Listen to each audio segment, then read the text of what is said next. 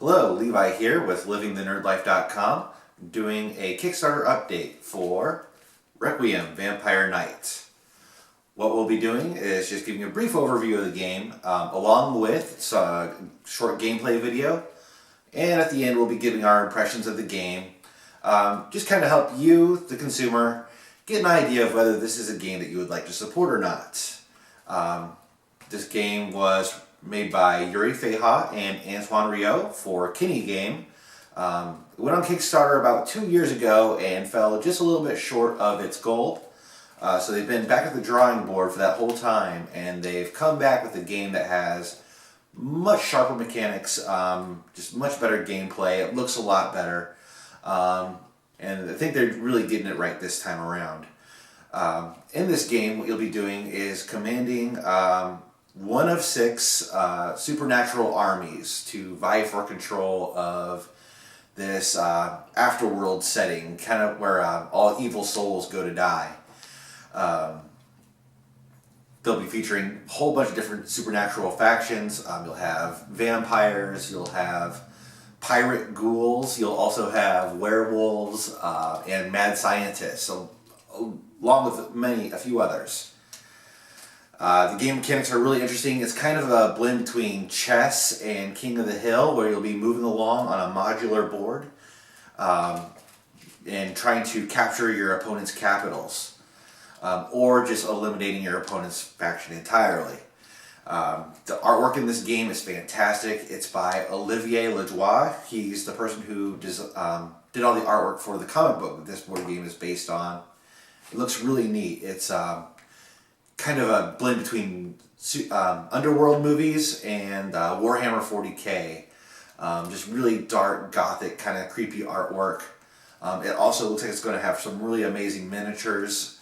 They have some 3D renderings up on their Kickstarter page. They look great, and they look like they'd be usable in other games other than just this one. So if you play games like World of Darkness or D&D, a lot of these figures will work very well in those games as well. So without any further ado, we'll take you to the gameplay video so you can see what this game looks like and see kind of how it works.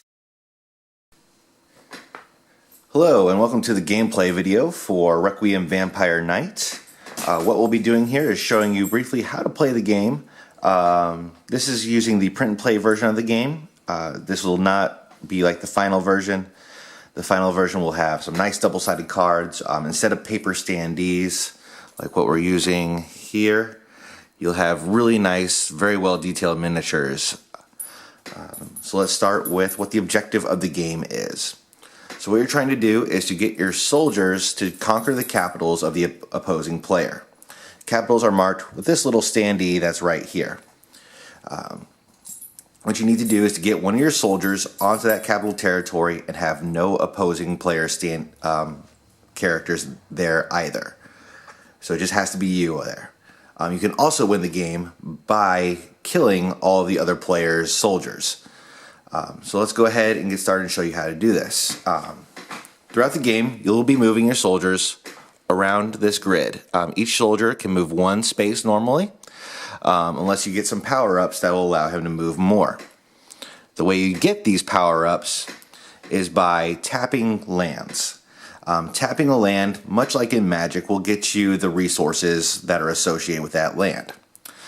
For instance, this Monastery of Darkness can be tapped. You'll get a blood, and you'll also get magic. Each territory has a different combination of resources, so moving around and getting that different ones is advantageous to you. You know what resources you need because they're noted on your card here. So this here is an attack power. You can tell because you have a little sword and shield right there on the bottom. And the cost is up here on top. So it costs 1 magic and 1 blood to activate this card. Once one of these cards are activated, you'll have the power for the rest of the game. So when this one's activated, you'll get an additional 1 attack and 1 defense on lands. So that's what we're going to do here. We're going to go ahead and start with the first turn with the vampires. So this vampire is going to move 1 spot over here. This vampire is going to move to the right, and the other vampire is going to stay there and guard his capital. Each turn will have 3 different actions. You have movement, which I just did. You also have the tapping phase, and you also have a fight phase. You can do 3 actions each of these. So what I'm going to do is start my tapping phase now. So I am going to get this blood and magic, and I'm also going to get this 2 magic. When I tap a land, not only do I get the resources, but the land also becomes what's called a ruin.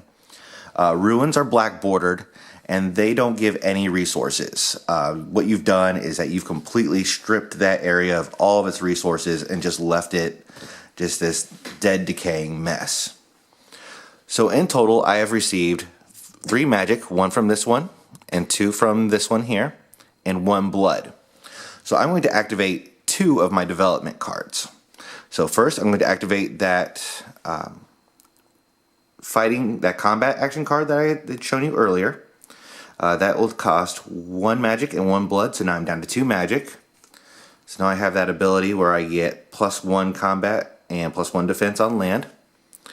I'm also going to activate this movement card. This is going to give me extra movement. This is called the Spectral Cavalry. And this gives me an additional movement on lands. So now whenever one of my vampires moves through a land territory, not a ruin, it'll get an extra +1 to its movement. So now let's go ahead and go to the ghouls' turn, since we don't have anybody to fight on this round.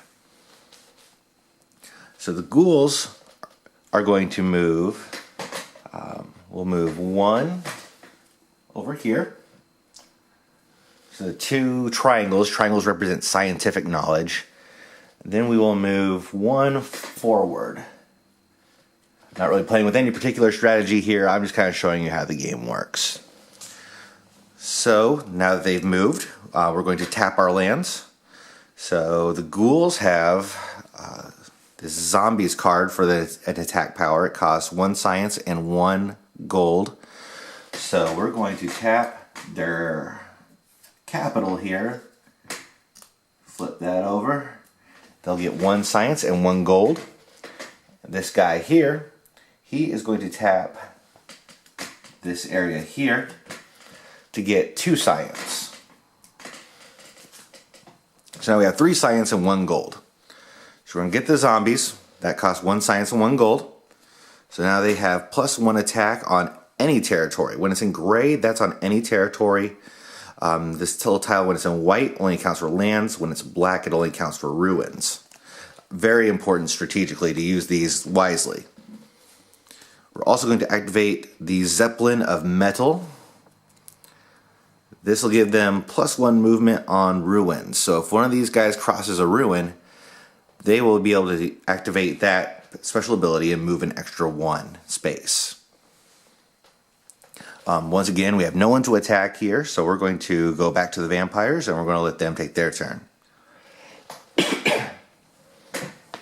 Okay, this vampire here is going to move forward. He has, once again, he has the special ability with the Spectral Cavalry, so he gets +1 movement when he moves into a land. So he moves into a land. Normally this would be the end of his space, but since he has that special ability, he can move again. So he's going to move right. And then we're also going to move this one forward 1. He could move another if he wanted to, but I'm wanting to get that blood and that coin. And then this one's going to move forward another 1. So what we're going to do is going to go ahead and tap our lands again. So this one's going to tap. He gets a science and a gold. This one gets another gold and a blood. And this one will get 2 gold. So we have 4 gold, 1 blood, 1 science. We're going to upgrade our development cards again. So we're going to use 2 of our gold and 1 of our blood here to activate the Damned Sword. And when we flip it over, you can see that now we get +1 attack on any land and +1 defense on any land. Whenever you activate the next step on any of your fight cards or movement cards, that replaces the original one. So no longer will we have this Runes of Power card that gives us only the advantage on lands. Now we have an advantage on any territory. We're also going to use our... actually, that's going to run us out of resources that we can use to buy our development cards, because the other one requires magic, and we haven't accessed any magic. Resources do not carry over from turn to turn. You use them either the turn that you gain them or you lose them.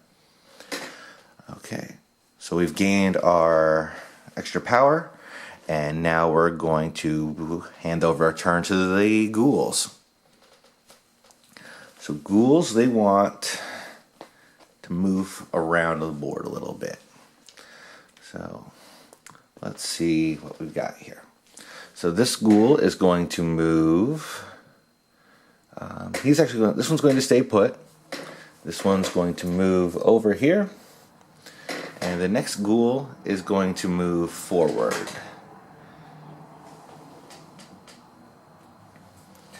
All right.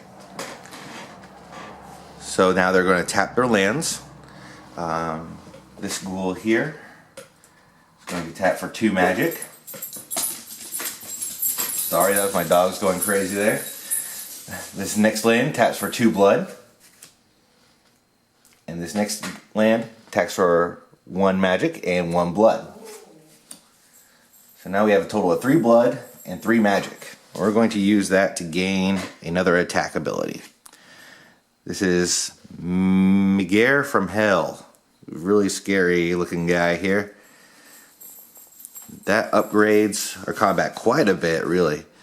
So now they originally had +1 combat on any territory. Now they have +1 combat on any land, and +2 combat and +1 defense on any ruin. So they're much stronger on ruins. That'll replace their previous ability.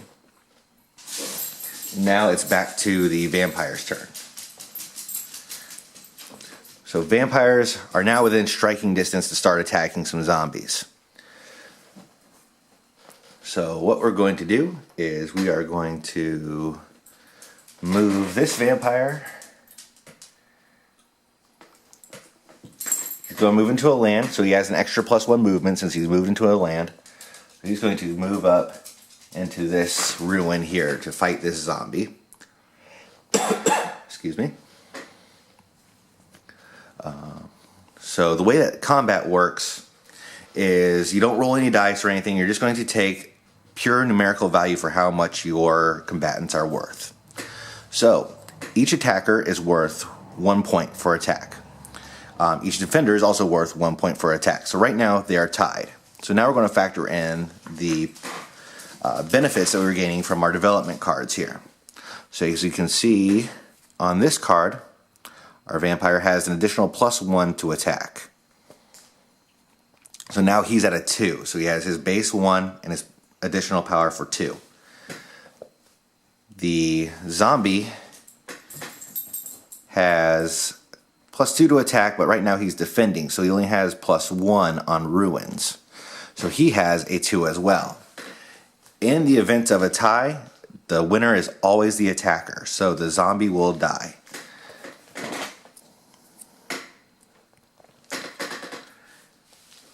Next we'll do the movement for this vampire over here. This vampire is going to go 1 and 2. And then this vampire here is going to go forward 1. And they're both going to tap. So this one's going to get Science and Magic. And this one doesn't really matter. This on the dimensional shift, you can see that it has 1 of each symbol there. That actually means that you can only grab 1 of those of any that you want. So he's going to choose to gain 1 blood.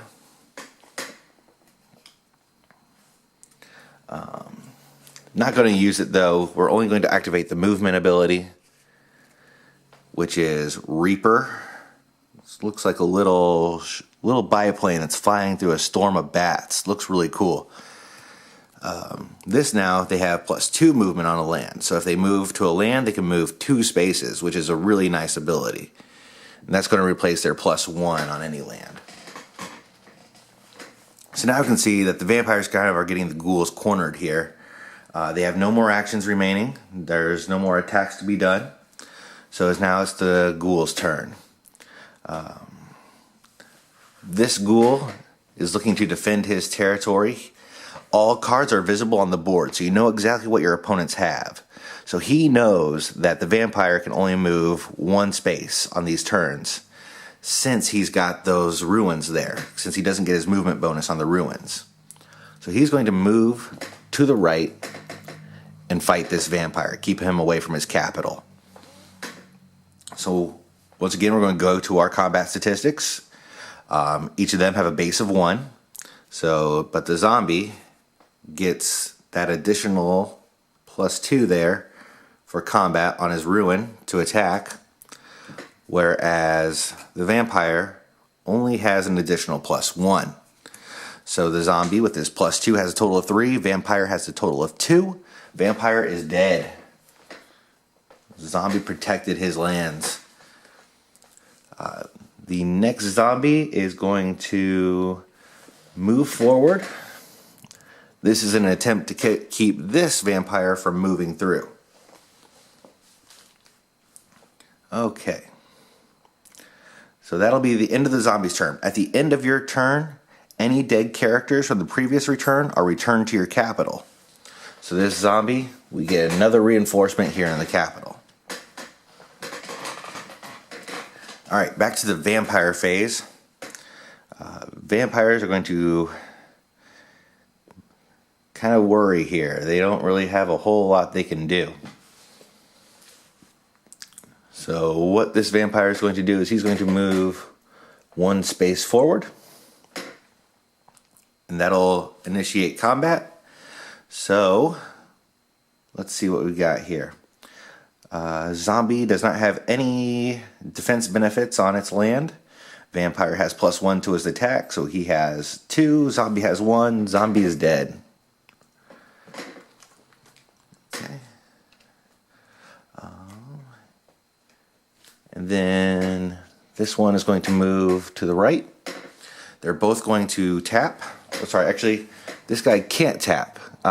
You can either tap or fight. You can't do both, which kind of changes my plan. So he's going to use his +1 movement to move up here, start combat with the zombie. Zombie has +1 defense. Vampire has +1 attack. They're even, so the attacker wins. Push the zombies in a bad spot. Vampires can't really do any more. So they're going to do the end of the turn and get their reinforcement back. We're going to go back over to the zombie. He's kind of scared. He can't do much of anything. So he is going to stay put and wait for his buddies to come back. They're back at the end of the turn here. Okay. The vampires are going to stay put, I think. They are in pretty good position. Actually, we're going to show you one other thing. So, you can tap also a ruin, which kind of brings it back to life. However, you don't get your benefits back from it. So he is going to tap this land right here for his tap action. So I'm going to bring that back to life, but he doesn't get any benefits from it because it was a barren land when he got it. And then he's going to move back a spot. This one will also move back a spot. They're going to try to use their ability to kind of swarm in on them when they get their reinforcement back. So he is going to move over here. And just for grins, he'll get his tap back as well. Alright, back to the ghouls.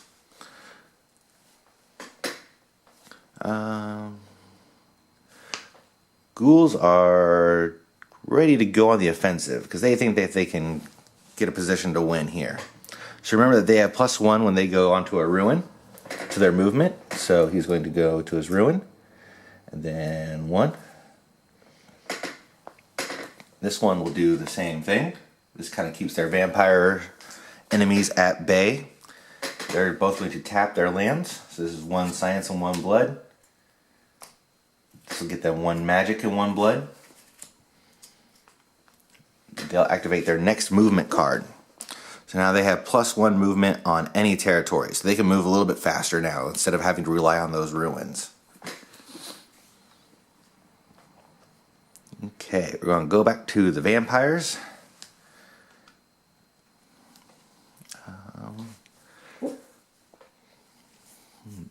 This vampire is going to move forward 1. This vampire is going to attack. And this vampire is going to attack. So that's going to... They actually have... They're even on both of those territories. So both ghouls are gone. Now the vampires are closing in. Ghoul's turn.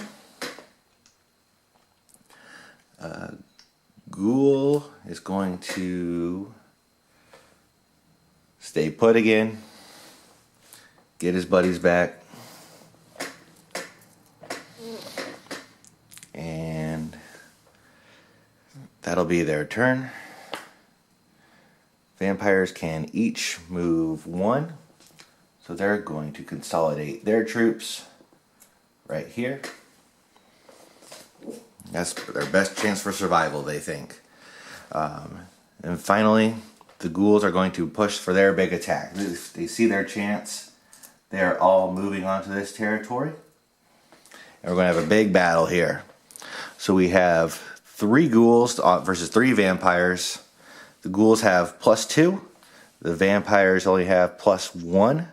So the ghouls will win the attack. And since at their turn there are no opposing players on the board, the ghouls win the game. Those are the basic elements to the game. This is only the initiation game that they say in the rule book. So this is a very simplified rules. There's a smaller map. You'll actually be playing on a 6x6 grid in the regular game. You'll also have 5 soldiers instead of 3. And also you'll have the opportunity for a lot more special powers than just the move and attack ones that I had shown you. The new version also will add some heroes and all kinds of different things that you can get in the game. You'll get some area of effect powers, some spells, lots of cool stuff to add even more strategy to this game. Thank you very much for watching. We appreciate it. And stay tuned for the kind of outro for this video. Thank you. Levi again here. Just wanted to share some of my impressions of the game. I really do like the game quite a bit. I think it's very strategic. I like all the asynchronous play that's going on in it, where you have a bunch of different ways that you can achieve your objective, just with some factions being better at certain other things. That will just kind of give you just a little bit of an edge, and help you develop a different strategy to think your way through this game.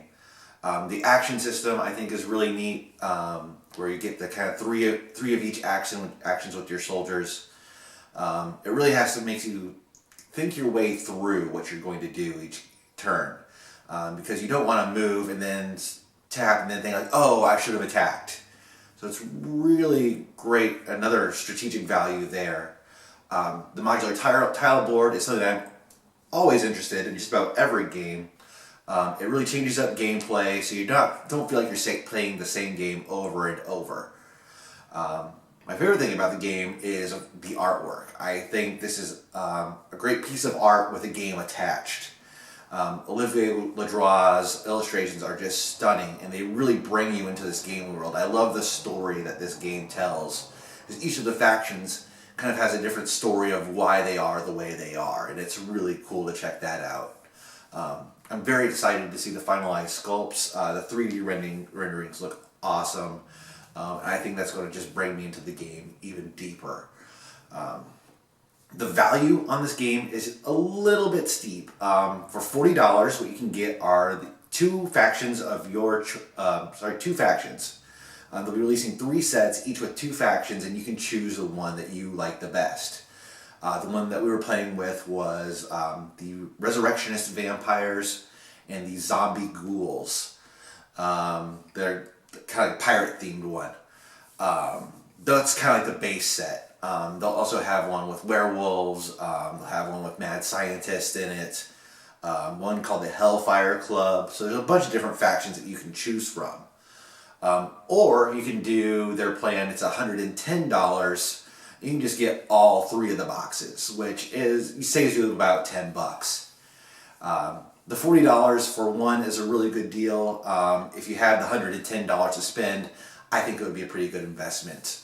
At the time of making this video, they're about halfway to reaching their goal of $25,000.